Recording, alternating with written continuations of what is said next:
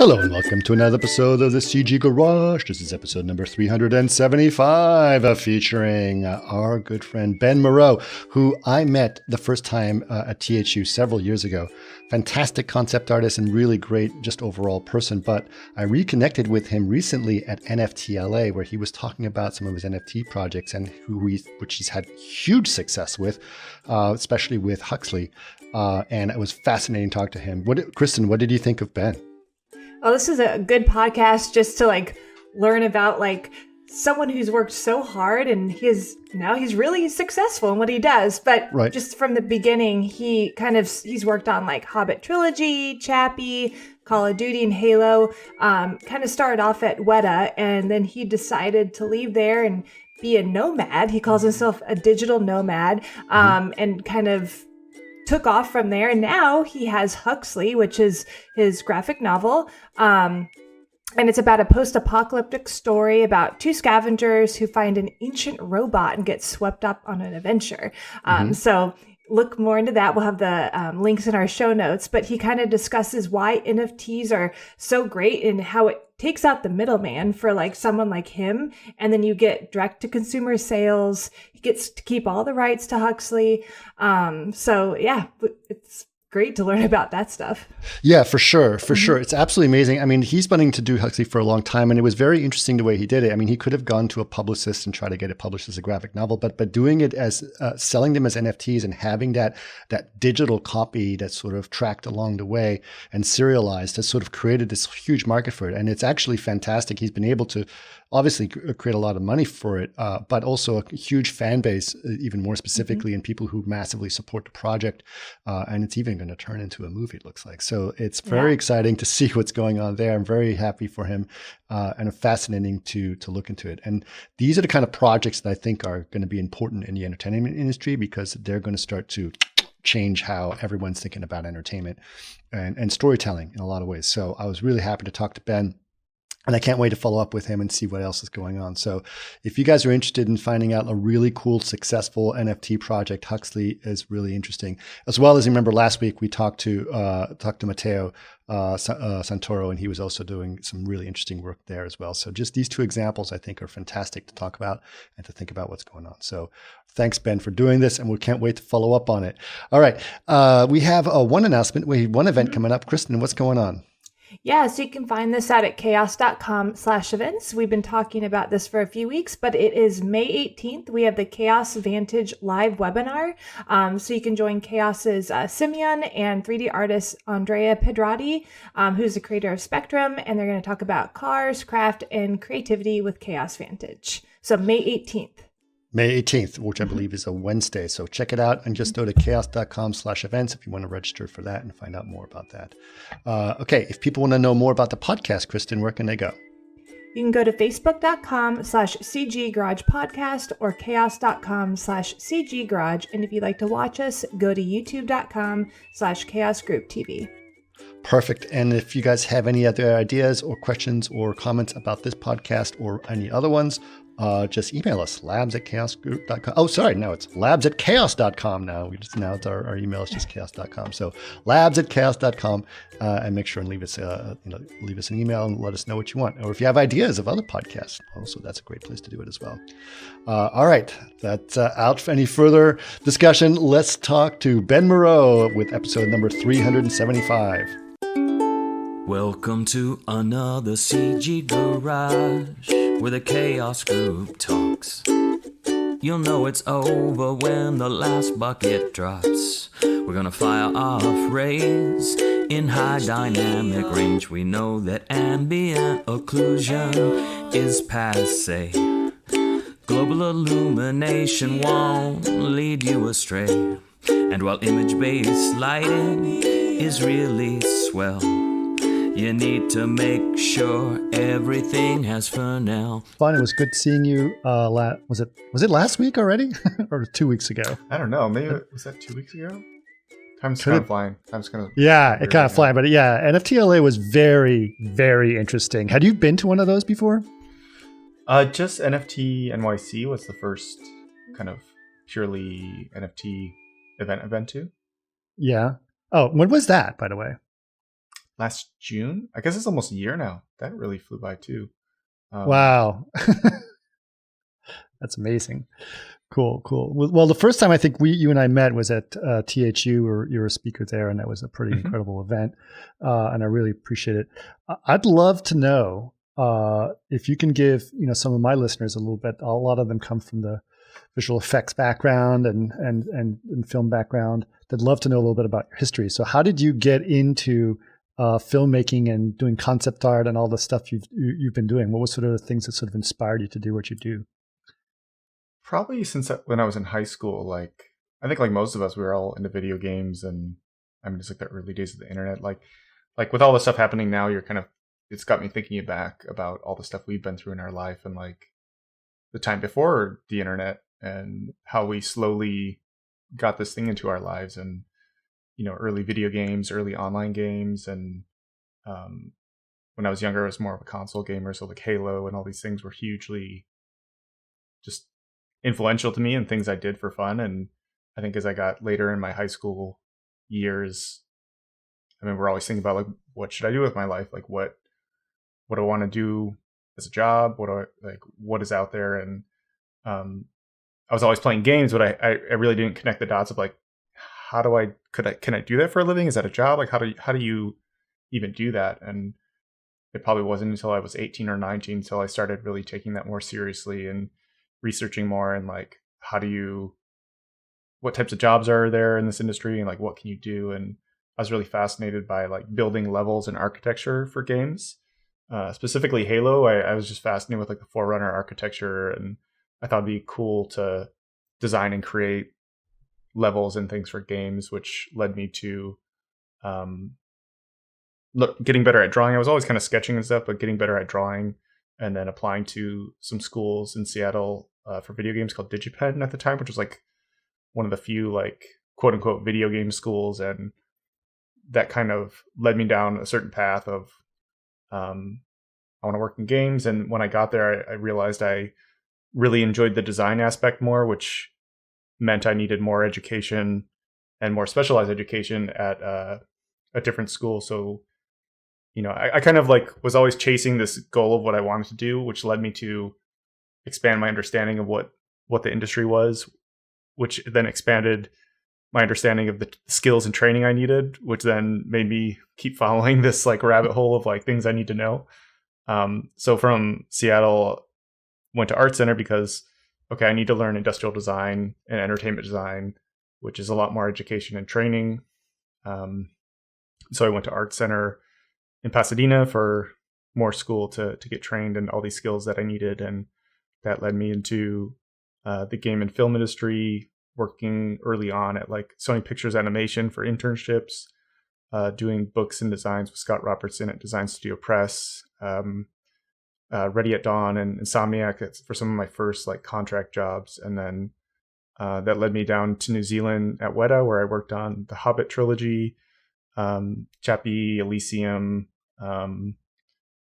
Mortal Engines, Amazing Spider-Man 2, and a ton of other stuff down there. And it was kind of a nice like melting pot of incredibly talented artists and designers and craftsmen and VFX artists. And it was just a great like 4 years. And after that, I felt like I needed a change and kind of to see the world. And so I sold all my belongings and went on the road for about 3 years, freelancing on like multiple Call of Duty games, Advanced Warfare, Black Ops 3 and 4, the movie Valerian, and a few other things. And it's just a fun time, like traveling the world and being kind of a digital nomad, designing for movies and games out of my laptop while my wife and I tried to see as much of the world as possible. And then eventually felt like it was time to settle down. I was kind of in the middle of writing and illustrating my graphic novel Huxley, and I just felt like I really needed a studio again. And so we ended up settling back down in Seattle and working on the most recent Halo Infinite and getting to work on those Forerunner architecture that fascinated me as a teenager, and kind of had a big full circle moment. So it was pretty cool kind of to have all those things click into place 10 plus years later or whatever. Yeah, I mean that's amazing. I've heard some people who've been able to do the nomadic life of a concept artist, and it's kind of an interesting thing. I mean, these days it seems that your geographic location doesn't really have anything to do with your ability to work on any kind of feature film anymore. So many people are working from home. Do you think that's were you experiencing that before, or were you actually traveling to studio? Like when you were looking on Valerian, did you go to France? For a time I did, yeah. But I don't think they required me, but I just really, again, I'm always kind of chasing these like experiences and understanding. Like me going to New Zealand was also part of, like, I feel like they're doing something there that I wouldn't learn if I stayed in LA. Like Right. in LA, they design a certain way and think a certain way from, I was trained in the same schools as everyone, and we were all kind of thinking the same way. And something about what was going on in New Zealand at Weta, I just felt like they were thinking differently and had a really unique perspective on design. And I just wanted to understand and learn and grow as much as possible from that. But when I left to travel, I think that was kind of early at the time. Like that was a little bit unusual when I did it. But now because of COVID and everything, like everyone's okay with it. But at the time it was like, I remember that was like it was kind of a weird thing. I was like, hey, how about I just like design for you? I'm gonna be traveling, and I was able to, like, you had to be a bit of a salesman at the time to, well, this is why it's beneficial, and because it was kind of a weird thing, and with security and stuff, they're always a bit scared about leaks and things. But I think by then I had built enough of a following and desire for my work from working on the films and stuff that they were kind of made an exception for me. Sure. But now I think it's a lot more common for sure. Yeah. Well, what were you working on at Sony at the beginning? I was working on, I think they were trying to do it was all for the animation side. So like, okay. It was Monster some House early pitches for animated films they wanted to make that I think got canceled after a week. And it was like my first experience in like animation. I was like, oh, okay. It worked for 2 weeks and they cancel it. And then I think I did some work on the very first Hotel T and a few of the films that were getting started around then. Okay. And I think they were finishing the first Cloudy with a Chance of Meatballs. And I don't know, it was just a cool like first internship. And I was surrounded by like incredible production designers and artists like Paul Lesane and Luc Desmarchelier and Armand Serrano and just incredible like people that I still been in touch with now. But like I remember at the time just admiring their work so much. So it was like a really just a great pressure cooker of incredibly talented people in one room. So this must have been around 2005 or 6 or something like that. Is that about right? Because maybe like 2008, something like that, 7 or 8 maybe. It was quite a while ago. Yeah, I was there in 2006. So Sony was huge at that time. There was almost 1,000 people at ImageWorks. I remember it was a really big environment. Anyway, that's really great. I mean, that's really fascinating. It also sounds like you had a really amazing experience over at Weta and then obviously going on your own. But I know that, one of the big things obviously I want to talk to you about and is about Huxley and what that is and how that gets started, as well as obviously all the unique aspects of it that you're doing and your thoughts obviously on how Web3 is going to change the way creativity is being fostered. So let's start with Huxley as the idea that you obviously had in your head for a long time and finally you were able to get it out. So tell us a little bit about the origins of that story. Sure. I mean, a lot of it goes back to even those early days when I was a student. Like some of the early drawings that are in the graphic novel are from 2007, 2008. I didn't know what it was going to be called or what it might turn into, but the style and like the idea was there. And I think around like maybe 2013 or 2014, I designed the kind of yellow Huxley character robot. And it just like kind of solidified of just like, there's something here. I've kind of had these other ideas but this character is like centerpiece for this story. And I just started thinking about a a bigger narrative I wanted to turn around this character. And I remember it was quite a popular image at the time and got shared around a lot, that people thought it was cool and the style and everything. And from there, I just started sketching out pages, writing ideas, and kind of formulating an idea of what I wanted this kind of giant story to be in this post-apocalyptic world. And initially, it was more like I want to take time off to do this because I was traveling at the time for Valerian and all these other movies, and I kind of had like 10 or 15 pages like thumbnailed out of like the first chunk of the story. And I remember, okay, once Valerian's done, I'm going to take 6 months off, and then I'm going to make my comic. And then, another job comes in that's equally as cool. And it's like, after this job, I'll take the 6 months off and finally start my comic. And I just realized I'm never going to have a chunk of time to dedicate to the thing I really want to do. So I just figured out a way to like start now. So during lunchtime, it's like, okay, there's like an hour after I get off work and dinner, it's like, okay, there's like another block of time. And I just started figuring out a way to get pages done. It was like, I know what page 1 looks like. Let's get it done. And finding those little chunks of time through my schedule, I just figured out a way to multitask and do both at the same time. And after a while, it's like, whoa, I got 10 pages done. Like, that's amazing. By just figuring out a way to fit it in and make it work. And from there, it's just a lot of years of learning how to be a writer, learning how to tell stories, doing a bunch of research into an analysis of narrative arcs that I like, and figuring out how to tell a compelling story and illustrate it by hand all by myself. I think the main reason I wanted to do it, though, was like, it's still one of the few ways that a single creator can make their own product. Like a movie and some of these other mediums are obviously a much better way to reach a broader audience because everyone can just watch a moving video or something, but that usually requires 30 to 100 or 1,000 people sometimes for these big projects. So a graphic novel it's very difficult, but it's still one of the few ways a single person can write and illustrate something. But it is very difficult because you have to be the writer, director, production designer, concept artist, illustrator. Like, you have to do like 1,000 jobs, but it is possible. It just takes a long time. Yeah. But that's the sort of the story. But you were a fan of graphic novels? I know you said you were into video games, but it's obviously graphic novels were something that inspired you too, right?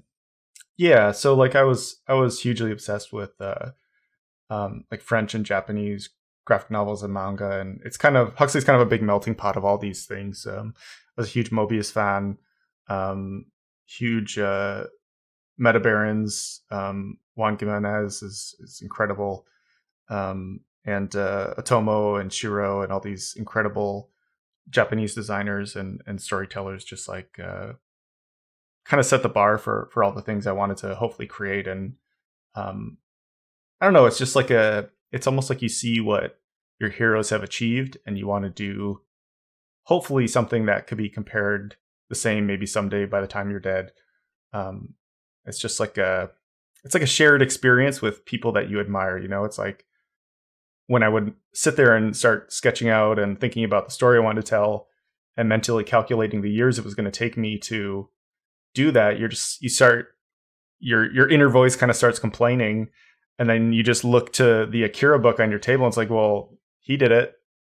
And you just mentally calculate the years that you're holding in your hand. You're just like, okay, I'm going to shut up and get back to work now because my heroes did this. I can do it too. And, I don't know. It's just like it makes me feel like I'm connected to these people that I really admire. And it's just, I don't know. It's like an experience. Like, you can't buy it. You can't fake it. You can't buy it. It's like something you have to do. And it's like an experience I want to have in my life. It's just like these people I admire have done this and gone through this, and I want to do it and go through that as well. Yeah. That's a really, really amazing way to do it. I can't do that for basketball, but I can't. And I couldn't do it for graphic novel either. But at the same time, I know exactly what you mean. It's really kind of great that you're doing this. But Tell us a little bit about the story of Huxley, if you can. Like, what's the, Sure. the premise of the story? So basically, these two soldiers called Ronin, like humans, have been kind of decimated in this on this planet, and machines have kind of taken over and kind of clone humans as workers and soldiers in this world to like go on missions and run errands and things, and give them kind of a purpose in life in the cities they've created. And two of these kind of like soldiers called Ronin are off on their first kind of mission and come across this buried robot in an old mine, and take it back and fix it up and find it has coordinates to what they view as lost treasure, and kind of sets them off on a kind of globe-trotting adventure where they uncover mysteries and find a bunch of interesting things about the past of this planet, and meet a lot of seedy and dangerous characters along the way. And I won't spoil anything, but Okay. yeah, just a nice unexpectedly finding this thing that sets them off on a grand adventure in this post-apocalyptic science fiction universe. And so, are you seeing this as a series or as a single novel, or how do you see this? The book is all done. The graphic novel is all done, and would be a self-contained film. I see. I mean, I could see it turning into a TV show, but in my mind, that would be like a really cool, epic film. And it's currently being adapted by Avi Arad of Arad Productions and Jerome Chen for the feature film adaptation. And so right now, yeah, we're thinking of it more as like a film, but yeah, I'm kind of open to seeing like what's possible and where all that might go. But I do have plans for like more of a TV show, which would take place before this story, and some other CG short films and things. I'm working with other directors and things to do that could be created but fit within the timelines of all this other bigger stuff that's getting made. And then in the process of working with some writers for like more of like a novel book for like some of the things that happened earlier before the graphic novel and after the graphic novel. So just planning out as many kind of content tiers as possible to get the story into different avenues that people enjoy reading content in.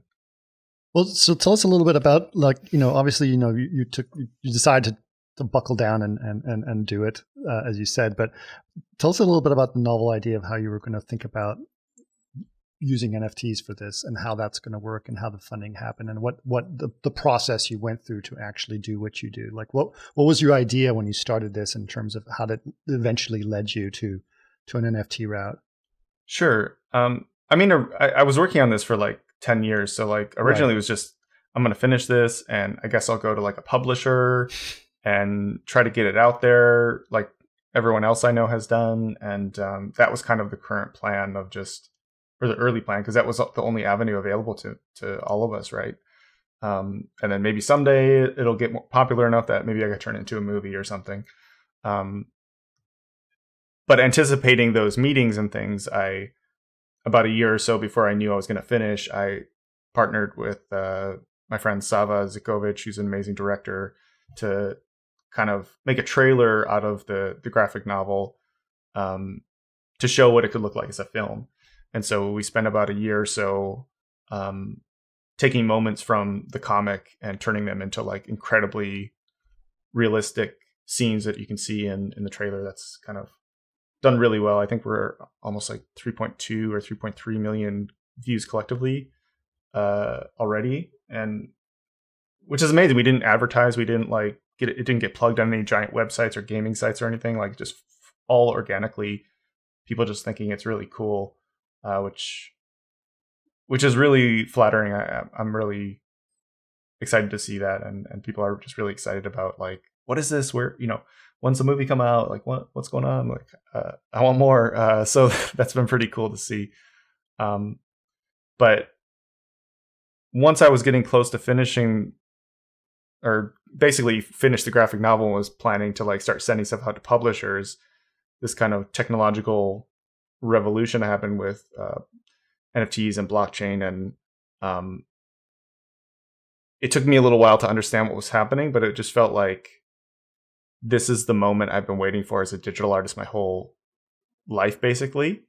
And I was like, maybe this is a really interesting way to launch a product and an IP in 2021, 2022. And I basically just came up with a plan to like turn it into a launch strategy for this IP I've been building for, most of my career. What was it that appealed to you about the NFT strategy? Well, the thing I love and have been pushing for my whole career is basically just cutting out the middleman, and NFTs cut out the middleman 100%.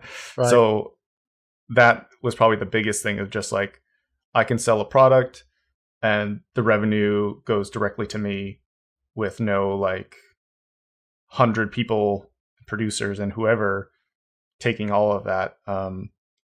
And traditional publishing also, so it's like direct to consumer, and I keep all the rights for my work as well, which is a huge thing. Because had I gone to like a publisher, I probably would have got like 5 to 10% of the revenue, maybe. And all my rights would probably be taken, so I couldn't do anything with my creation. So I spend all that time. I spend like most of my career. Someone else makes money off my creation and takes all my rights. So I'm not okay with that. And to me, this just felt like, well, it's new, it's unproven, it's like kind of scary. Like, it's just, I don't know many people who would spend most of their life and then risk it all on a new thing that just started happening. But I was just like, well, let's try it. Let's see what happens. And just kind of went for it. And it's been doing really well. And so I'm pretty glad I kind of went this route and just took a risk on something new, and just still kind of seeing where it goes. The rules are still being kind of written every day as we're going. And just keeping it going and keep growing it. Can you explain your NFT strategy and like how you did your launch and how that all went? So we launched the comics as there's 6 issues to the full story, and we're about halfway through right now. And the comics are launched as NFTs, and you can go to the website and download and read the PDF. And then also there's kind of like tokenomics and kind of gamification of the actual cover of the NFTs, which is what you get on the blockchain, and people can burn them to get avatars and other kind of perks, and kind of basically like almost allowing it to be like a choose your own adventure of things within the project.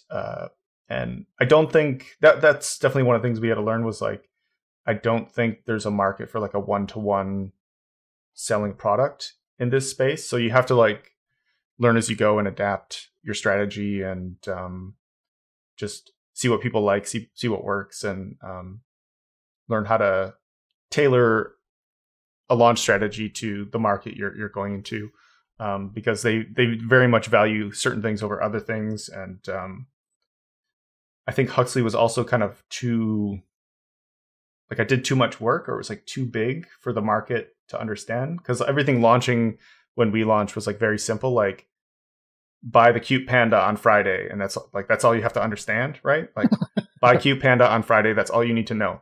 Right. But this is like, oh, it's this giant franchise, it's this giant IP, and it's got comics, and it's got this, and it's got that. It's going to be, all these other things are happening. And I think it kind of was just so different that people just didn't really understand what I was doing at first. And so a lot of it was just like not getting discouraged that maybe it wasn't like an immediate success, but we just kind of kept going and building. And I knew I created something awesome. And I think it was just like, I believed in it so much that I'm just going to stick with it. And I think eventually the market will catch up and understand what I'm trying to make. And I think that eventually did happen now. But it was definitely some scary months where it was pretty slow, and, you kind of doubt yourself. Maybe this wasn't the right way to do it, or whatever. But I think I'm glad I stuck out and kept building and growing it, and allowing this to kind of be the way to launch it. But it's like anything, right? Like you launch a YouTube channel and you make a video and you're like, oh, isn't this instantly successful? You have to build it and keep growing it, and just like anything. Right. Well, I think that one of the things I remember, obviously when you were talking at NFTLA, one of the things that I thought was interesting is the the actual relationship between comic books and NFTs, right? Because comic books are something that you buy and trade and exchange, and you have value as they, get rarer or whatever it is. So, are the NFTs of each of these books, are they actually unique to each other? Like, do you have like serial numbers on them, or how does it end up being unique? So that's how it works. Yeah. So they're serialized, and so some people want different serials. Some people don't care and just want a comic, and then there's physical component as well. So we allow people to redeem for a physical that's tied to that serial. So if someone got number 1, they get a number 1 serial. And so the physicals are, for our first one, are shipping out pretty soon, and it'll be exciting to finally. It kind of almost creates multiple markets of people like trading the real one, the IRL one, and the digital one, and then some collectors who will want both. And yeah, it's just going to be exciting to see how these two aspects of the same product work themselves out in the market. It's going to be really fun. And how many copies do you sell? Like, obviously you don't. How many NFTs of each are you making? 10,000 for each issue. 10,000. So it's a bit limited. We're trying to make this one, like, I view this as like the first edition for like the kind of really like super fan collectors, and later we'll try to do like a bigger worldwide, but we'll obviously be different and not have any NFT component to it, and because obviously the goal would be the whole world and as many people in the world would read this, and right now the NFTs are 10,000 is not a million people in the world, right?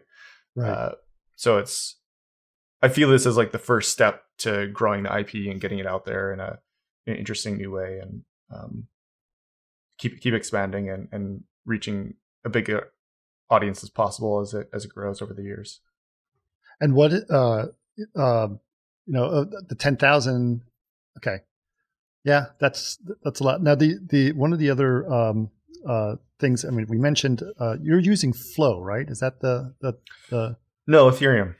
You're using Ethereum. Okay.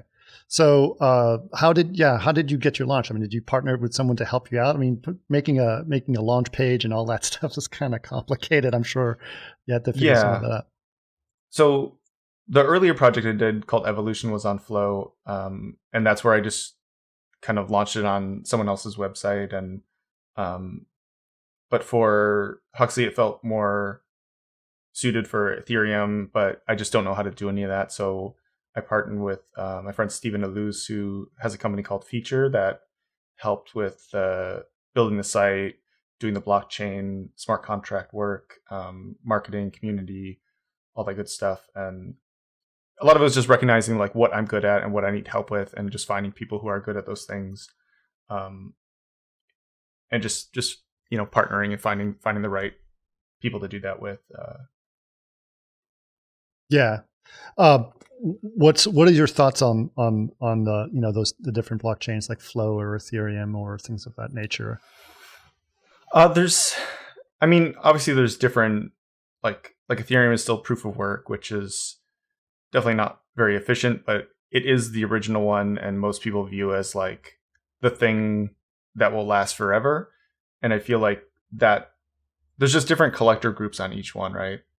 So like generally it feels like people view Ethereum as like, if I buy things on this network, it's going to hold its value the most because it's just the oldest and it's never going to go anywhere.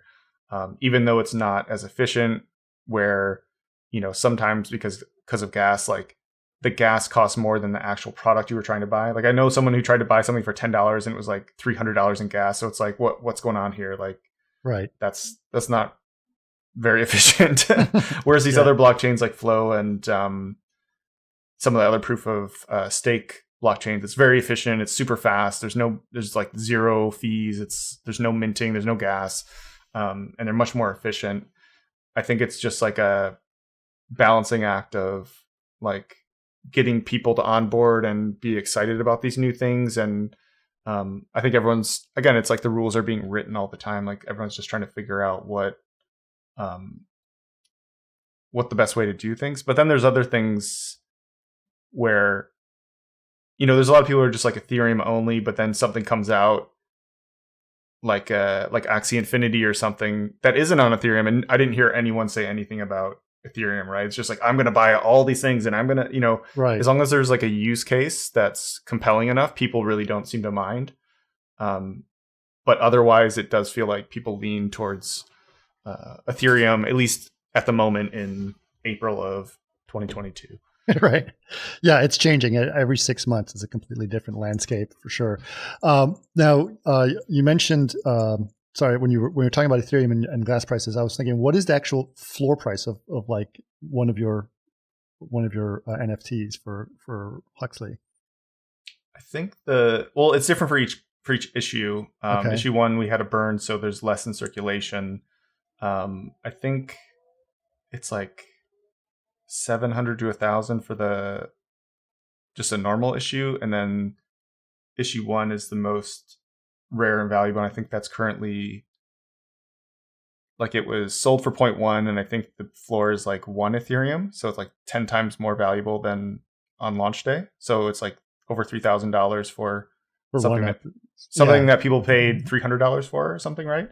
Right. And some of those actually, my past collectors of like Evolution and stuff, we gave them one for free. So people, I think we were calculating, we basically gave away like over $3 million worth of comics or something. And some people just threw them away or sold them immediately. It was just like, okay.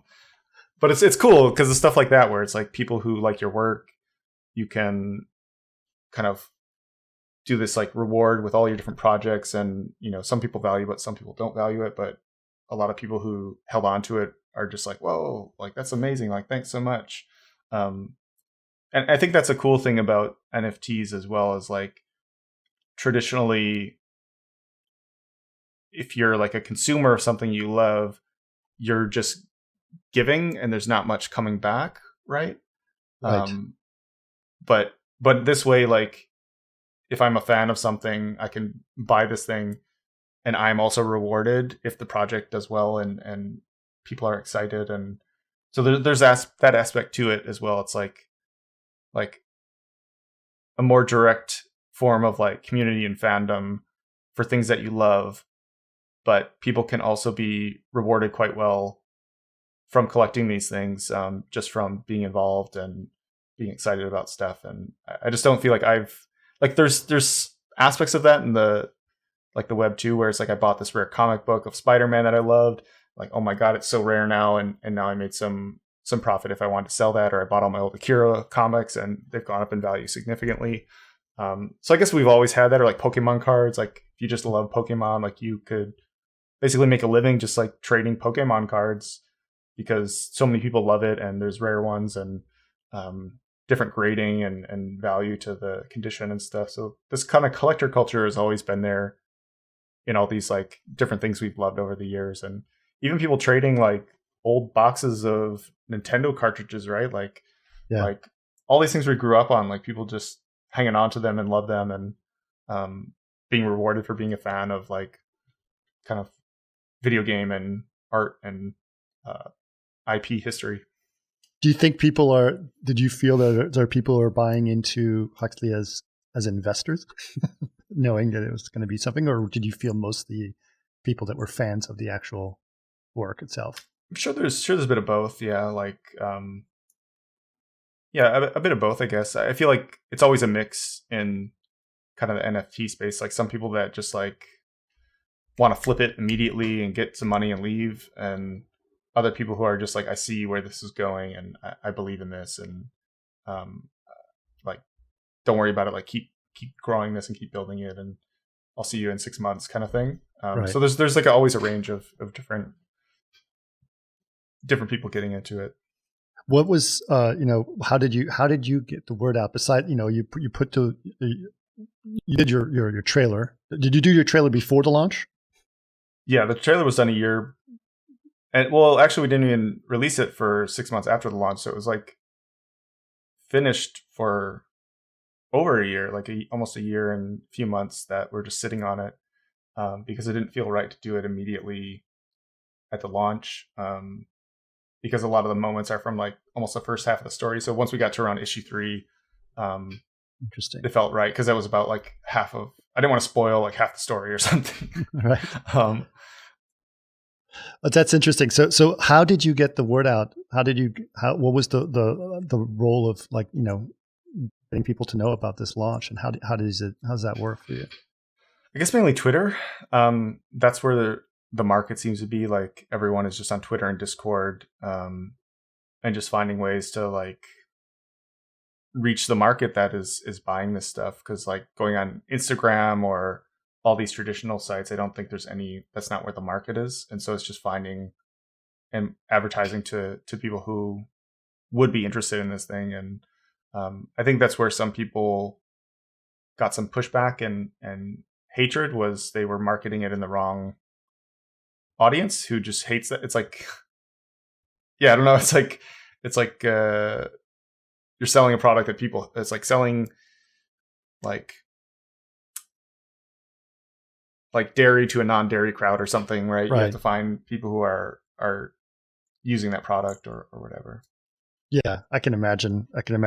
But it is a little bit of a, you know, something we had a little bit of a discussion last week. It is a bit of a polarization in this. There's some people who are really into it, and some people that are very against it. I also feel that in some cases there's just justification for some of the concerns, but there's also a lot of misinformation that seems to be going around. What are your thoughts? What are some of your concerns that you have, obviously, with this in general? Like, do you? I mean, obviously, you're taking advantage of it, and you're doing a great job of creating really great work, and this is something that is really enabled for you. But do you have concerns, and what are those concerns? I'm not sure. I guess I just see it as like,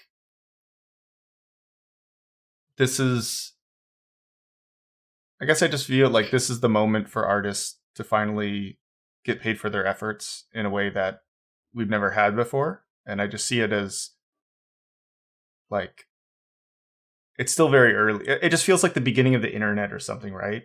And like, imagine if people were just like, I'm only going to sell things in a store. How dare you go on this computer thing and sell things? Like, that is awful. Like, you're using this piece of technology and it's terrible. And I view it as like, I see it for what it is. I guess all of us going through the early days of the internet and seeing there was pushback on websites, and, you know, people are like, what, on the computer? Like, what are you doing? That's so weird. Like, like, why would you do that? Why don't you just go to the store? Like, it was just a weird thing, and people just didn't get it. And some people like hated it. And so I guess I view it more like this, where it's just like, this is a new piece of technology that's maybe, it's like the internet with a 56K modem. Like, it's very inefficient, but you see there's something there that's incredibly valuable, but it's maybe just the beginning of it. But I guess I just see it like I did with the internet in the early days. So for me, I just view it as like, it's going to get better. This is just the beginning of it. And I see where all this is going. And I prefer to be on board at the start and be there as it gets better over time than like demonizing or hating on something that's just kind of getting started, I guess. I'm sure it was the same with Gumroad as well. Like, oh, we don't need to go to a big company to do a tutorial. We can just release it to an audience. I'm sure some people hated that too, because it cut them out of the equation. And yeah, it's just a disruptive piece of technology that it's not going anywhere, you know? Yeah, for sure. I think that's an interesting thing. What about, you know, just because not some of the audience may not actually know what a rug pull is, but the rug pull is basically, you know, but I'm going to explain it anyway. Sure. A rug pull is basically where there's an NFT project that has a kind of a roadmap to it in terms of what it's going to do, and then it sells a bunch of NFTs, gets a bunch of money, and then for some reason they do not execute on the actual roadmap, or they abandon the project and makes those NFTs worthless. And sometimes that can be nefariously done because they'll just like money grabs, or sometimes it's just they didn't realize they had absolutely no ability to execute on what they said they could do.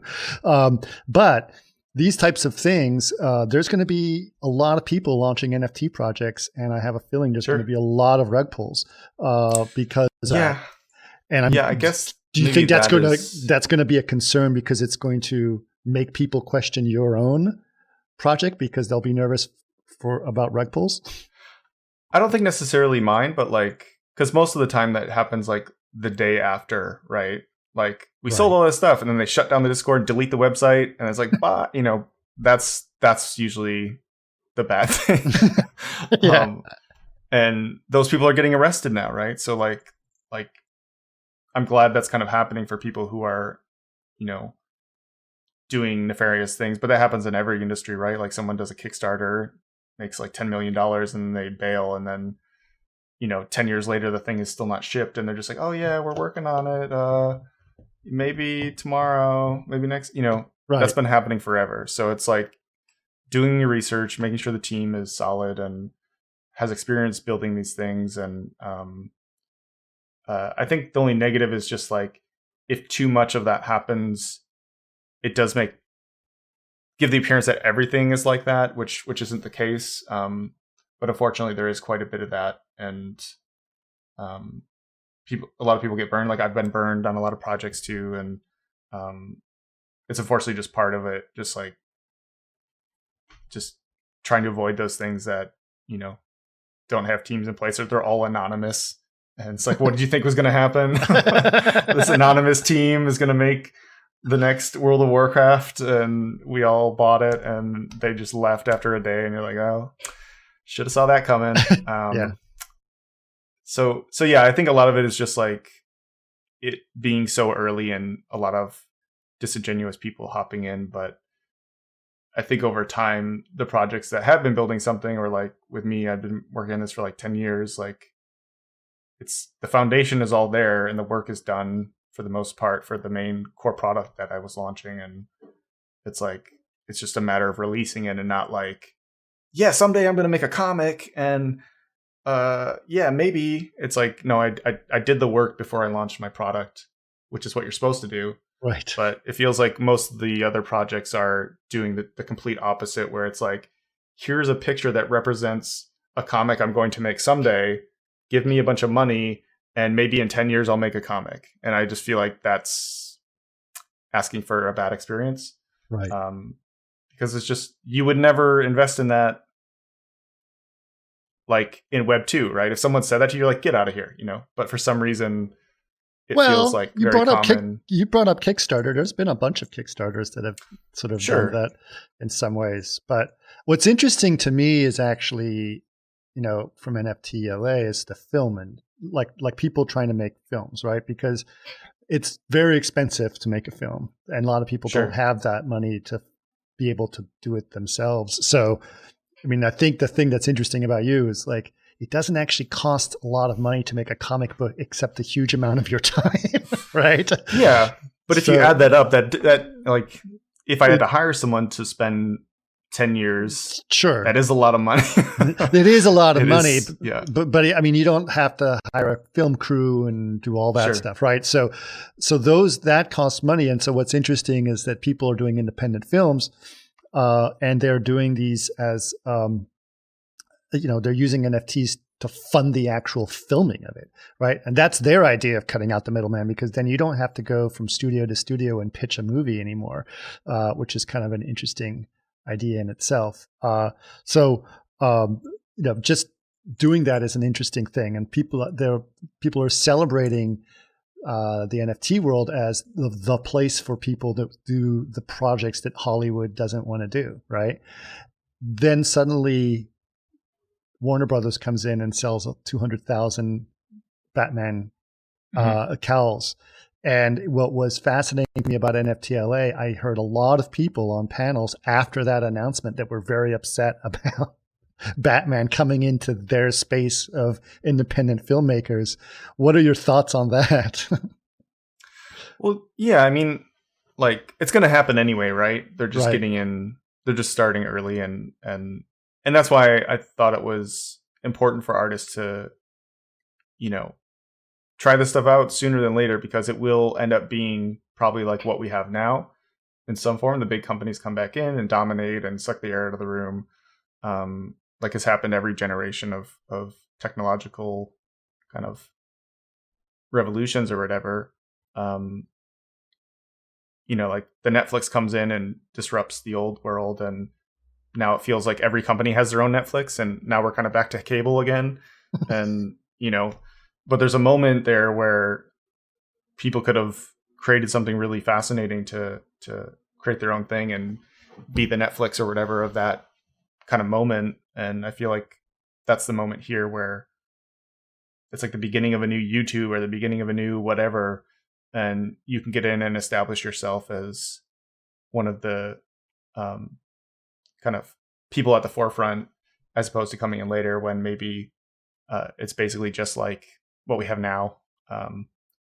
So I don't know, like seeing stuff like that just shows me that like the big companies are going to come in sooner than later and try to dominate as much as possible, like last time. And but I hope what the general population sees is like, this is an opportunity for you to support individual creators in a way that has never been possible before. Sure. And I hope when they do start collecting and getting into this stuff, they try to see where the money is going. Like, okay, if I buy a Batman thing, where is that going? It's probably not going to the artist who designed the Batman helmet or whatever. It's probably going to the company. So finding projects that you're like, this is awesome. Okay, I know for a fact that the money is going to that individual creator who spent 10 years working on that. Like, I want to support that.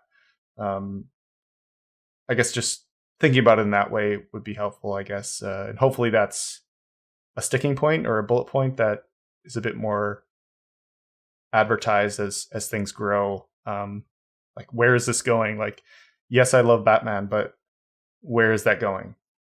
Right. Yeah. I find it fascinating to hear that. It was one of the most interesting conferences I've been to. Well, I haven't been to one in a long time, so maybe that's why I was. Because with COVID, I definitely was stuck inside for a long time. But I do. So a couple more questions. So you mentioned obviously it's been adapted, or people are going to make it into a film. Has it been greenlit? Like, how did you getting this being made into a film happen? Were you approached by someone, or did you guys start pitching it to studios, or what's going on there? We were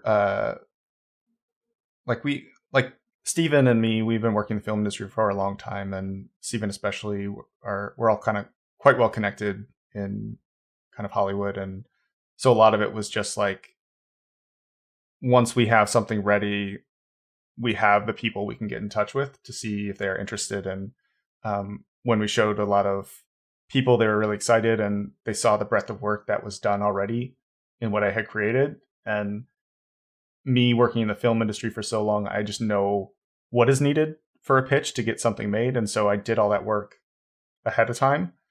And so I know when a producer or someone sees that, they're just like, this is ready to go. Like, let's make it, And so that was my hope. And that is what happened, where it's just like, you show people who are actively making movies and they're just like, yeah, like, the story's great, art's awesome.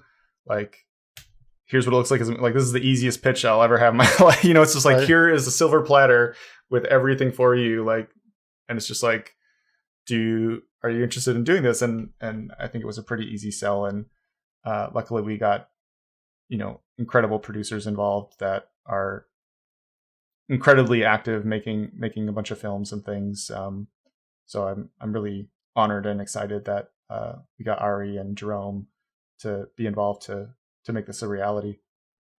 Well, that's awesome. That's awesome. But what about the film itself? So, you see the film being released in a traditional way, or are you looking at some of the new Web3 ideas that are out there?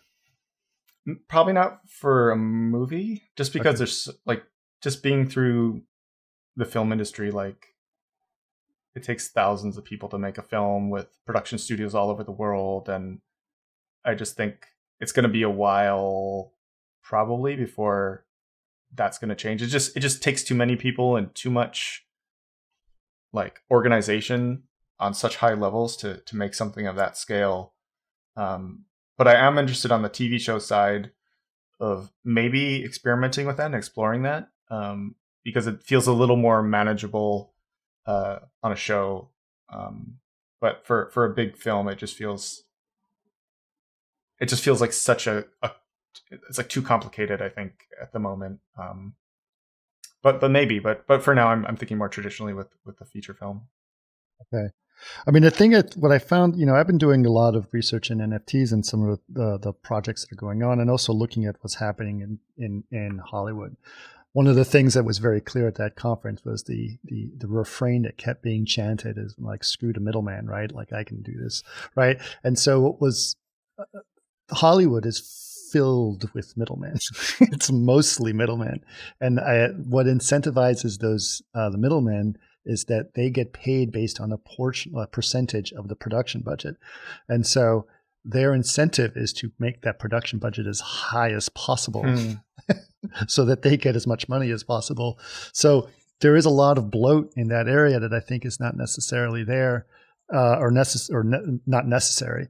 And what do you think is going to happen? I mean, at this point, do you think that this, Web3 is going to disrupt the Hollywood system in some ways? I think at some point, for sure.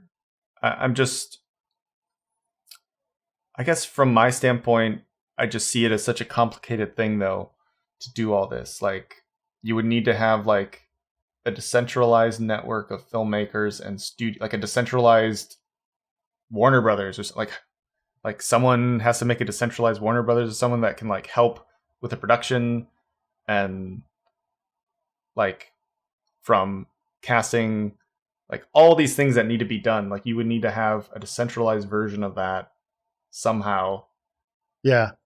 Which I could see happening, but it's like, are you going to get like the best directors, cinematographers, like in the world to do that? I don't know. Like it's such an organizational. It seems so strange because miracle to happen like in the first place. Yeah. Right now, like to see that happen, like without, like, I don't know. It just, to me, it just seems like such a Herculean task for something of that level. I don't know, maybe, but someday I could see it, but I'm not sure. I just feel like that might take a while to do. Because sometimes I go on, if I go on set and I see a bunch of stuff being made, it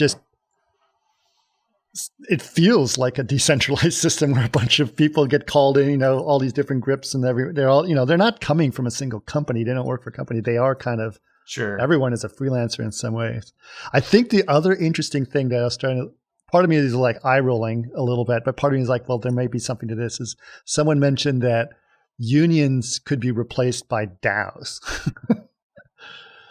So the idea, a DAO is a decentralized autonomous organization, which is technically, just to explain to that, but explain to the audience, it's basically, it's like you have a company, but it's organized by the shareholders that are the NFT owners in some ways, that make the decision for it. So the idea is that a union could be executed by DAOs, which I thought was an interesting idea in itself. Do you have any thoughts about trying to find these different ways that are applying Web3 technologies and creating translations for all kinds of aspects out there? I mean, right now it's like we said, it's like the early days. Like, people are just like, maybe we could do that. Let's try it. So right. I think there's going to be like a lot of trial and error, and a lot of stuff isn't going to work exactly how we thought. And some things will work better in ways we never thought. Like, I think I saw some podcasts with the OpenSea guys, and they didn't expect art to be the thing that exploded. Yeah. Right. They thought it would be like virtual worlds or something, or like trading gaming worlds, which maybe it will someday, but they said like games take so long to make.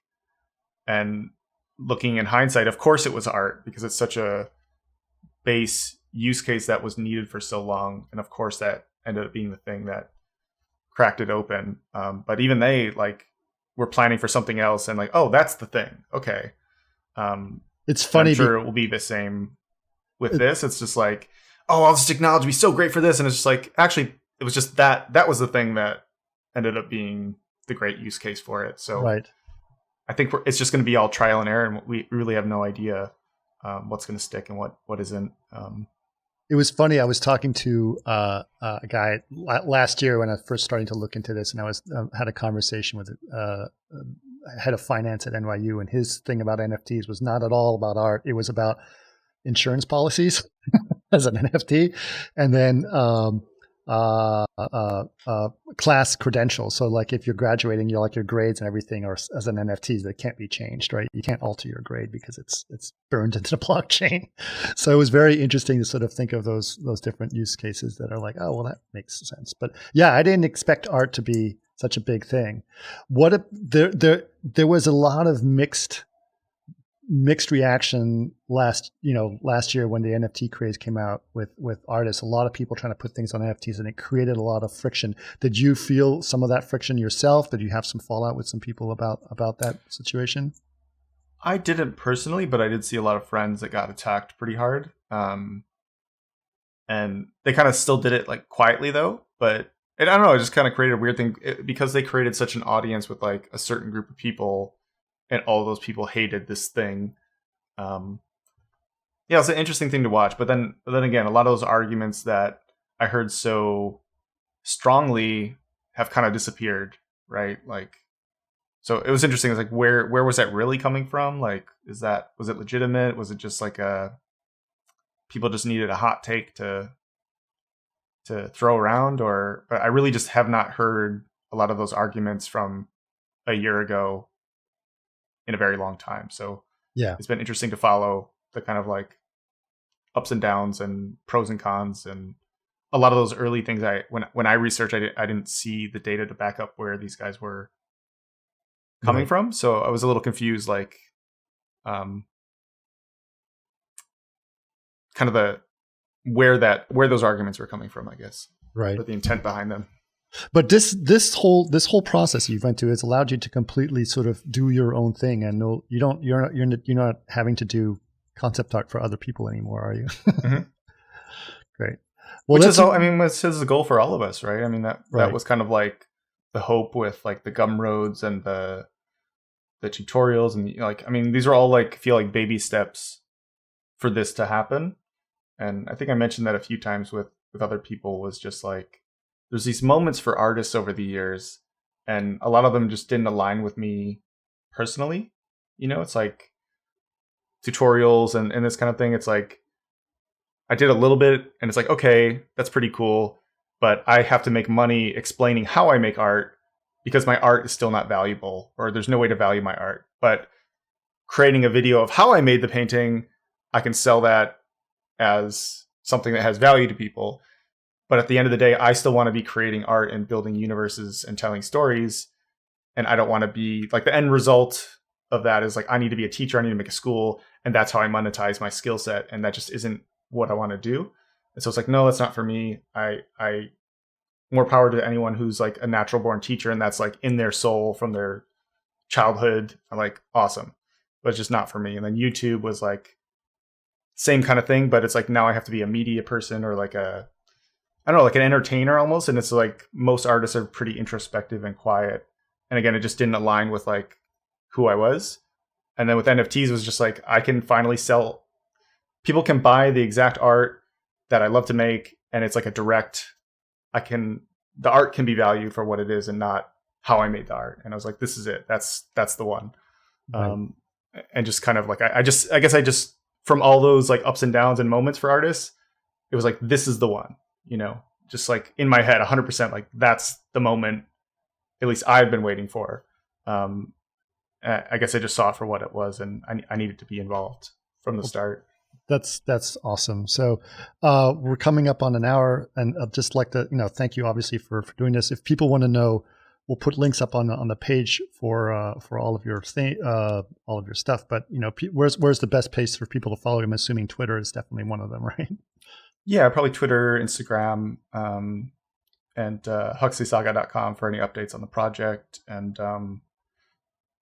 just really appreciate you having me on, and excited to see where all this goes in the coming years. Yeah, for sure. And we'll have you back when we know more about the movie coming out, for sure. That'd be great. Definitely. Cool. All right. Thanks so much, Ben. Appreciate it. Yeah, thanks a lot.